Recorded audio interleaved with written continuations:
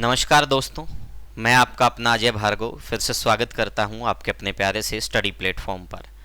आज मैं आपको एक ऐसी आपदा यानी डिजास्टर के बारे में बताने वाला हूं जो हाल ही में भारत देश के लिए एक प्रकार से खतरा बना हुआ है। जी हाँ, बिल्कुल। आज मैं आपको बिपरजॉय एक साइक्लोन के बारे में बताने वाला हूं कि इसका जो नाम है किसके द्वारा दिया गया और ये साइक्लोन कैसे बनते हैं और किस प्रकार से एक देश के लिए घातक सिद्ध हो सकते हैं और लोगों के जनजीवन को किस प्रकार से अस्त व्यस्त कर सकते हैं।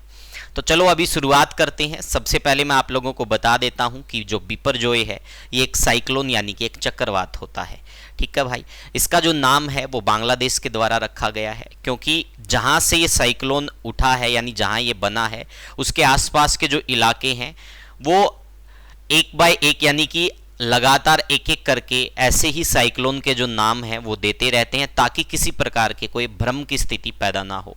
तो बांग्लादेश के द्वारा ये नाम दिया गया बिपरजॉय, और बांग्लादेश में बिपरजॉय का जो मतलब होता है वो डिजास्टर यानी कि आपदा होता है। तो चलो अब इसकी शुरुआत करते हैं और आप लोगों को बताते हैं कि साइक्लोन कैसे आते हैं, क्यों आते हैं, और ये साइक्लोन भारत में गुजरात को टच करने वाला है तो ये किस प्रकार से घातक रहने वाला है। चलो अभी शुरुआत करते हैं। सबसे पहले मैं आप लोगों को बता देता हूं भाई कि बिपरजॉय क्या है।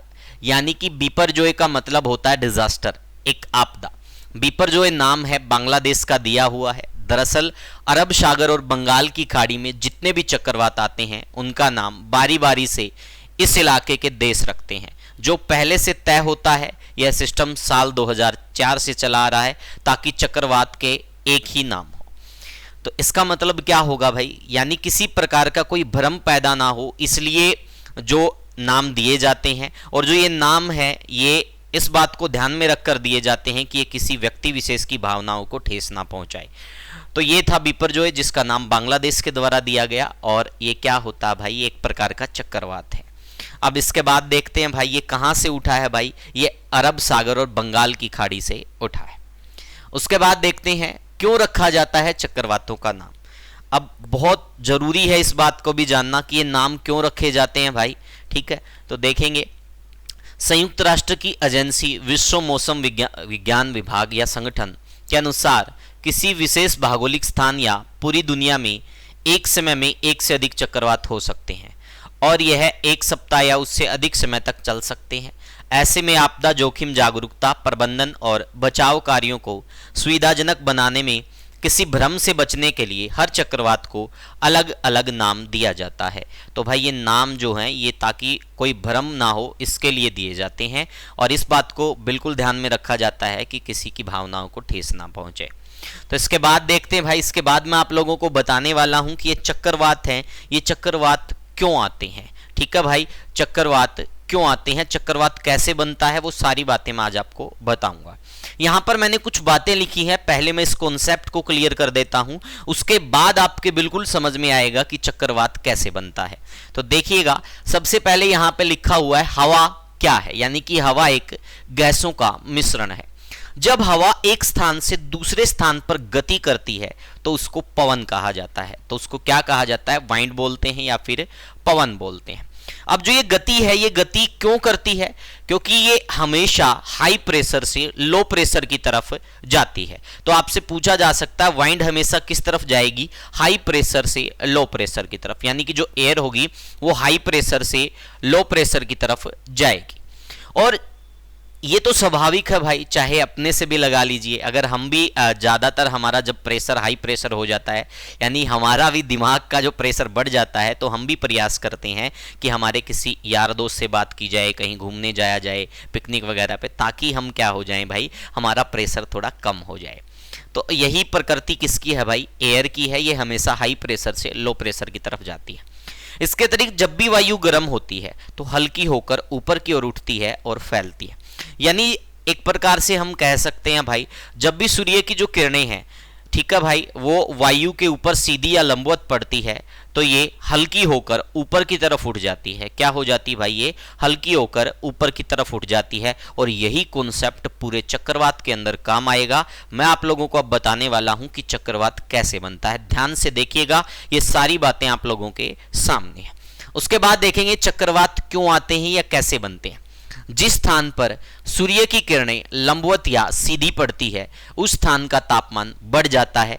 जब सूर्य की तेज किरणों के कारण सागर के ऊपर चलने वाली हवाएं गर्म हो जाती हैं तो हवाएं गर्म होकर तेजी से ऊपर उठने लग जाती हैं। यही बात मैंने आपको यहां पर बताई थी, ये किसकी प्रकृति है, यानी कि ये क्या हो जाती है भाई, ये गर्म होकर ऊपर की ओर उठने लग जाती हैं और अपने पीछे एक दबाव का अक्षेत्र यानी कि कम दबाव वाला क्षेत्र छोड़ देती है। अब जैसे ये ऊपर उठेगी भाई तो जो इनके पीछे वाला जो हिस्सा होगा वो क्या हो जाएगा, खाली हो जाएगा और वहां पर दबाव क्या हो जाएगा, कम हो जाएगा। और जब भी दबाव कम होगा तो हवा क्या करेगी भाई, जो आसपास की हवाएं होती हैं, जो ठंडी हवाएं होती हैं आसपास की, वो क्या करेगी, हमेशा हाई प्रेशर से किस तरफ जाएगी, लो प्रेशर की तरफ जाएगी। जो ये बात मैंने आपको बताई थी। तो जैसे ही वो हवाएं क्या करती है भाई, इस खालीपन को भरने के लिए किस तरफ जाती है, हाई प्रेशर से लो प्रेशर की तरफ जाती है, तो फिर क्या होता है आगे देखिएगा। तो जैसे ही ये हवाएं देखो खाली जगह को भरने के लिए आसपास की ठंडी हवाएं तेजी से दौड़कर आती है, लेकिन पृथ्वी अपनी धुरी पर लट्टू की तरह घूमने के कारण, यानी कि ऐसे घूम रही है, तो हवाएं क्या करने लग जाती है भाई, हवाएं जो अंदर की तरफ मुड़ जाता है, हवाओं का जो रुख होता है, और हवा तेजी से घूमती हुई ऊपर की ओर उठने लग जाती है और यह सिलसिला चलता रहता है। और जब ऐसा सिलसिला चलता रहता है तो जैसे ही हवाएं आएंगी फिर वे क्या होगी भाई, घूमना स्टार्ट कर देगी और ये प्रोसेस चलती रहेगी, ऊपर की तरफ उठती रहेगी। तो एक प्रकार से ये विशाल क्या हो जाता है भाई, एक प्रकार से विशाल बवंडर यानी कि एक तूफान टाइप बन जाता है और हवाएं बहुत तेजी से घूमने लग जाती है। उसके बाद क्या होता है, जब हवा की स्पीड बहुत तेज हो जाती है तो यह घूम घूम कर एक बहुत विशाल आकार घेरा बनाने लगती है और इन हवाओं की रफ्तार सैकड़ों किलोमीटर प्रति घंटा से ज्यादा हो जाती है। तो ये किस प्रकार का दृश्य होता है ये मैं आप लोगों को बताने वाला हूं। सारे कॉन्सेप्ट आपके समझ में आ गए होंगे भाई, मैंने एक एक बात आप लोगों को बताई। यानी कि जब सूर्य की किरणें क्या होती है भाई, जो सागर होता है, सागर के ऊपर जो हवाएं होती हैं उनके ऊपर पड़ती है, तो क्या होता है भाई, वो हवा जो होती है वो गर्म होकर क्या ऊपर की तरफ उठने लग जाती है और अपने पीछे की तरफ क्या छोड़ देती है भाई, लो प्रेशर यानी कि निम्न दाब वाला क्षेत्र छोड़ देती है और खालीपन वहां पर हो जाता है। और आसपास की जो ठंडी हवाएं होती हैं फिर उस खालीपन या फिर जो एक प्रकार से हवा का मैंने आपको बताया था क्या है, प्रकृति है, वो हाई प्रेशर से लो प्रेशर की तरफ आएगी। तो आसपास की जो हवाएं होती हैं उनका प्रेशर तो हाई होता है, तो ये निम्न अक्षेत्र जो होता है, निम्न दाबक क्षेत्र होता है, इनकी तरफ वो आती है और पृथ्वी की जो गति यानी पृथ्वी रोटेट हो रही है अपनी धुरी पर, तो उस कारण से क्या हो जाती है, ऐसे घूमने लग जाती है और धीरे धीरे यह प्रक्रिया बहुत तेज हो जाती है और एक विशाल रूप धारण कर लेती है। तो इसी को हम क्या कहते हैं, इसी को कहते हैं हम चक्रवात यानी कि साइक्लोन। तो पता चल गया ये साइक्लोन क्यों बनते हैं। अब ये देखिएगा ये प्रोसेस है सारी की सारी साइक्लोन की। तो ये साइक्लोन इस प्रकार से बन जाते हैं भाई, ठीक है। ये हवाएं ऊपर की तरफ उठ जाती है और जो बीच में जो निम्न दाब का क्षेत्र, नीचे जो निम्न दाब का क्षेत्र होता है वहां पर आसपास की हवाएं आकर क्या करने लग जाती हैं, आ जाती हैं और ऐसे घूमने लग जाती है। और ये बहुत तेज गति से जब घूमने लग जाती हैं, इनकी जो स्पीड है वो 100 किलोमीटर से ऊपर हो जाती है, तो एक प्रकार से हम कह सकते हैं क्या बन जाता है, एक चक्रवात बन जाता है। लेकिन जो आप ये बीच का क्षेत्र देख रहे हो, आप जो ये बीच का क्षेत्र देख रहे हो, इस बीच के क्षेत्र को हमेशा क्या कहा जाता है, इसको कहा जाता है आई ऑफ साइक्लोन, यानी कि हम कह सकते हैं साइक्लोन की आंख। इसको क्या कहा जाता है, साइक्लोन की आंख। और ये निम्न दाब वाला क्षेत्र होता है, ये हमेशा ही क्या होता है, निम्न दाब वाला क्षेत्र होता है। तो यहां तक चीजें समझ में आ गई होंगी। तो ये सारी बातें थी भाई। देखो अब चक्रवात की डेफिनेशन आपको बताऊंगा तो बहुत अच्छे से समझ में आएगी। कम दबाव वाला क्षेत्र यानी लो प्रेशर एरिया होता है जिसमें हवाएं अंदर की तरफ घूमती रहती है। चक्रवात की वजह से तूफानी हवाओं के साथ भारी वर्षा हो सकती है। उत्तरी गोलार्ध में चक्रवात वामावर्ती यानी एंटी क्लॉकवाइज घूमते हैं और दक्षिणी गोलार्ध में ये यानी कि क्लॉकवाइज घूमते हैं, दक्षिणावर्त घूमते हैं। आमतौर पर चक्रवात गोलाकार, अंडाकार या वी के आकार के होते हैं। चक्रवात बनने और इसके तेज होने की प्रक्रिया को साइक्लोजेनेसिस कहा जाता है। तो ये सारी प्रोसेस आप लोगों के सामने है भाई। चक्रवात वर्षा और तापक्रम की दशाओं को प्रभावित करते हैं, इस कारण मौसम और जलवायु के निर्धारण में इनका पर्याप्त महत्व होता है। तो भाई इसी कारण से क्या होता है, मौसम में परिवर्तन होता है, बारिश आ सकती है, तेज हवाएं चल सकती हैं, तो ये बहुत खतरनाक रूप धारण कर लेती हैं।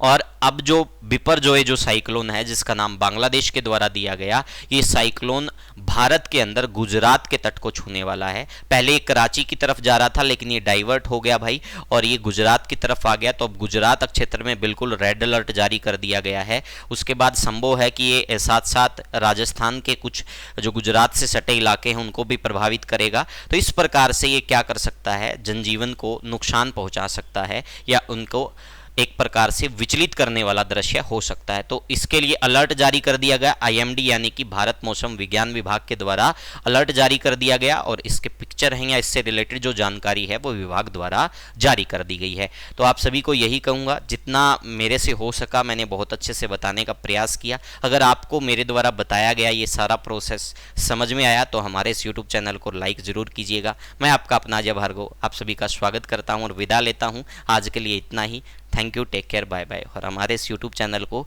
ज़रूर अपना समझकर प्यार दीजिएगा और सब्सक्राइब कर लीजिएगा।